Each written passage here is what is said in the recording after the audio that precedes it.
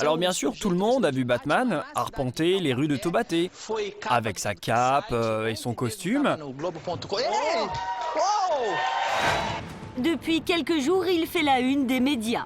Déguisé en Batman, cet ancien policier a repris du service pour faire régner l'ordre, non pas à Gotham City, mais à Taubaté, une ville du Brésil. En étant un super-héros, je veux faire comprendre aux gens que la drogue ne rend pas heureux, bien au contraire. Un phénomène mondial, une nouvelle espèce de citoyens ordinaires qui ont décidé de jouer les justiciers masqués en passant à l'action. Cet homme n'est pas un cambrioleur, c'est un assureur qui veut lutter contre le crime. Ces hommes masqués organisent des patrouilles à Seattle pour débusquer les délinquants. Un mouvement qui prend de l'ampleur. Combien sont-ils? Personne ne sait avec certitude, mais selon ces super-héros anonymes, ils pourraient être 200 à veiller sur vous. Et si leur nom de scène prête à sourire, Je suis Life. Je suis Civitron. ces super-héros ne sont pas là pour rigoler, car ils se sentent investis d'une véritable mission. Beaucoup de personnes ont perdu la foi en leur gouvernement, en elles-mêmes et en leurs dirigeants. Et nous représentons une forme d'espoir pour ce pays.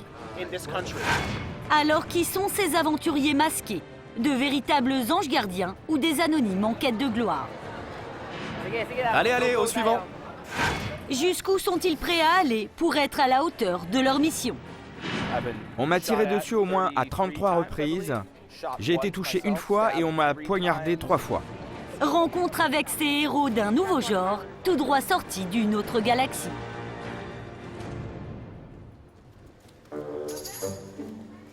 Une cape en cuir rouge, un collant moulant. À Calamba City, une petite ville des Philippines à 2 heures de Manille, Superman est comme chez lui.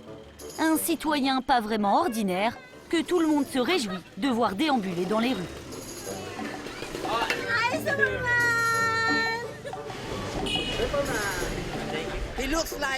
Il ressemble vraiment à Superman.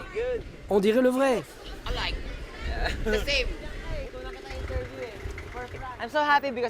Je suis très content parce qu'il m'apprécie quand je suis en Superman. Ce sont mes amis du marché, quoi. Une notoriété qui dépasse les frontières de son quartier. Superman, alias Herbert Chavez, est une star nationale. Il est la coqueluche de tous les médias de son pays qui s'amusent de sa passion extrême pour le super-héros. Mais n'allez pas croire que ce Philippin de 35 ans devienne Superman seulement devant les caméras. Toute sa vie est dédiée à son idole. Vous êtes ici devant ma maison, la maison de Superman. Et le moins que l'on puisse dire, c'est que chez Herbert Chavez, Superman se reproduit plus vite que les Gremlins. Ici, vous pouvez voir toute ma collection. Il y a mes petits Superman, et ça c'est un de mes préférés, c'est Ken Superman. J'aimerais vraiment avoir le même visage que lui. Salon, cuisine, salle de bain, cela fait 30 ans que ce Philippin voue un culte au héros venu de la planète Krypton.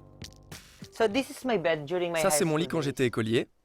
C'est un original, il date des années 90. Ça, c'est ma toute première casquette.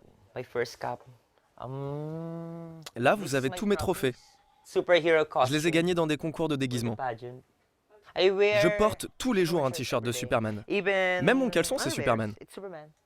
Mais si Herbert Chavez a toute la panoplie, pas question pour lui de jouer les justiciers. Son unique obsession, ressembler le plus possible à Superman.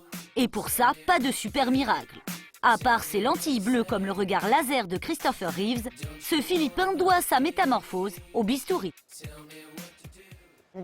Ça, c'est moi avant. Vous pouvez voir la différence. Une transformation débutée il y a 16 ans. Herbert Chavez a subi tellement d'opérations qu'il ne se rappelle même plus combien. Attends, je dois recompter. 1, 2, 3... C'est quoi la 9e déjà? Ça doit faire 11 en fait. En 1998, j'ai commencé par le nez. Puis en 2000, j'ai voulu avoir cette fossette, la même que Superman. Après ça, j'ai fait refaire mes lèvres, Ils ont mis du collagène partout ici. Je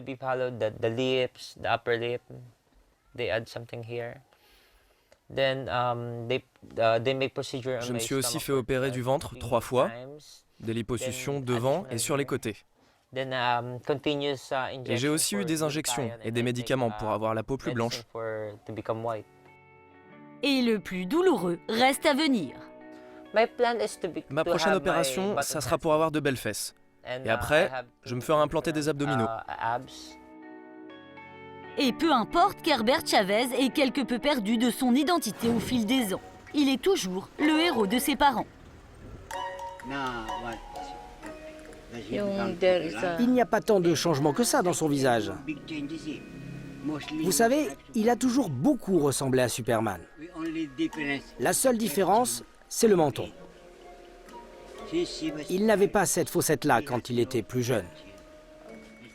Nous, on est heureux. Il est très beau, notre fils. Il faut dire que ses parents, qui tiennent une boutique de déguisement, ne sont pas étrangers à la passion de leur fils. Aujourd'hui, grâce à la notoriété d'Herbert, les affaires familiales n'ont jamais aussi bien marché. On ne s'attendait pas à tous tirer profit de son addiction à Superman. Aujourd'hui, nous avons beaucoup de succès avec nos costumes. On est même devenus très célèbres ici, grâce à ça. Et on est devenus riches aussi. Tout ça grâce à Superman. Enfin, pas si riche que ça quand même. Pour entretenir sa popularité, Herbert participe régulièrement à des rassemblements de super-héros, comme aujourd'hui dans ce centre commercial de Manille. Maquillage soigné, coiffure millimétrée et costume ajusté avec l'aide de son assistant. Il faut une bonne heure à Herbert pour se transformer en Superman.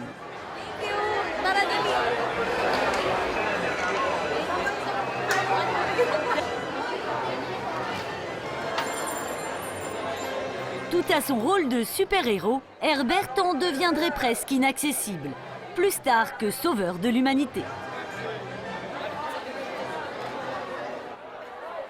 Allez, allez, au suivant.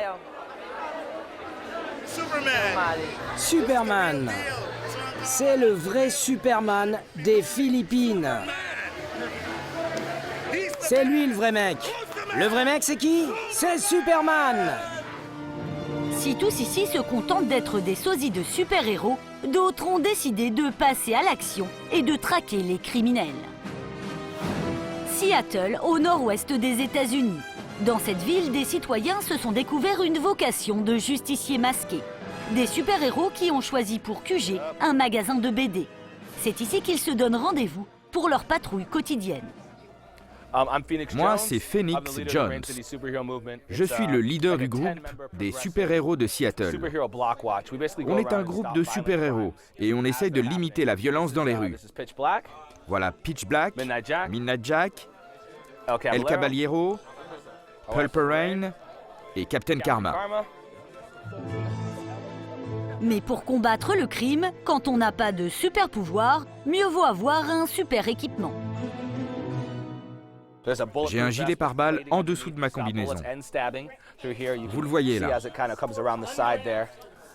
Là, j'ai mon talkie-walkie pour communiquer avec mes gars.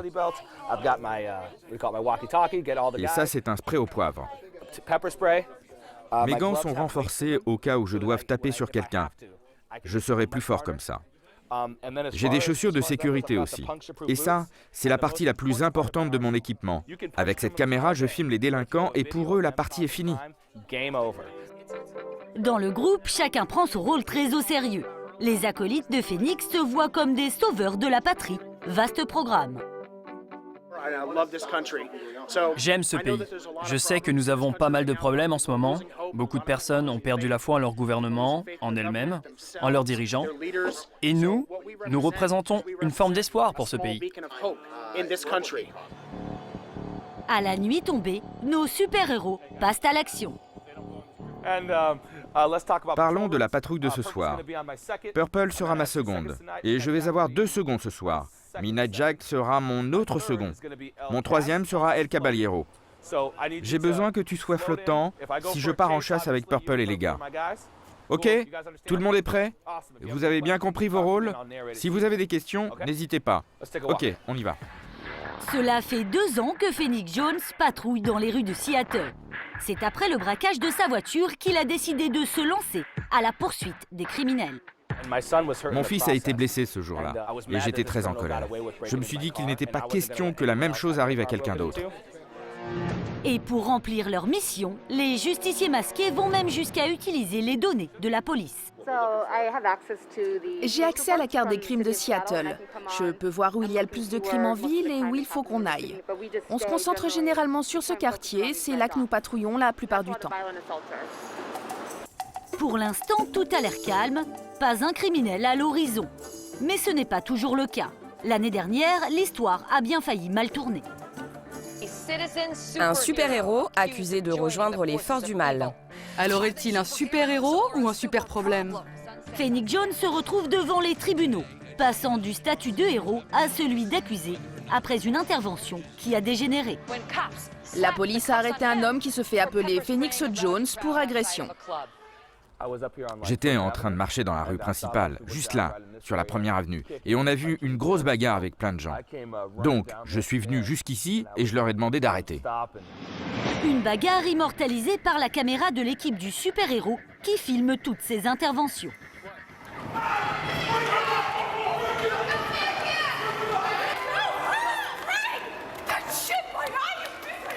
À ce moment-là, une fille a commencé à me taper dessus avec ses chaussures.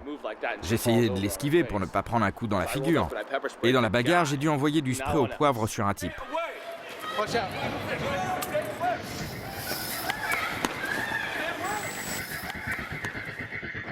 Là, la police est arrivée et m'a arrêté moi.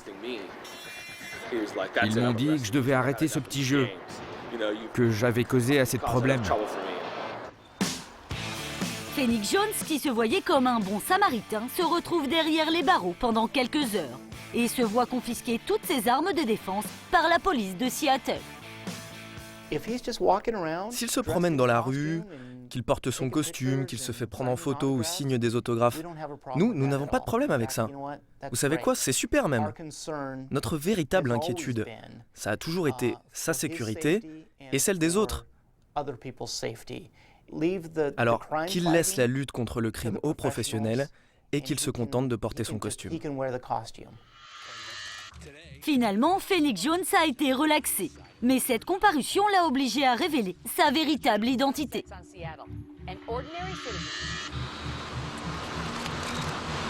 Je suis Phoenix Jones et je suis aussi Ben Fodor. Mais si désormais tout le monde connaît son nom, Ben Fodor ne veut donner aucun détail sur sa vraie vie. Tout juste sait-on qu'il a 24 ans, 2 enfants, et que sa femme n'est autre que Purple Rain, sa fidèle coéquipière, qui n'accepte de parler que de leur complicité sur le terrain. Vous savez, on pense de la même manière tous les deux. Quand il voit quelque chose dans la rue, on se comprend tout de suite sans avoir besoin de se dire quoi que ce soit. On se couvre mutuellement, probablement plus qu'avec les autres membres du groupe. Mais ce soir, notre couple de super-héros ne pourra pas nous montrer l'étendue de ses pouvoirs. Seattle est sagement endormi. Phoenix peut tout de même se consoler avec ses nombreux fans. Phoenix Jones est un de mes sujets de prédilection dans les dîners. J'ai 2 petits garçons qui grandissent et le monde a besoin de plus de super-héros. Des super-héros qui, à défaut de sauver le monde, continuent de faire rêver.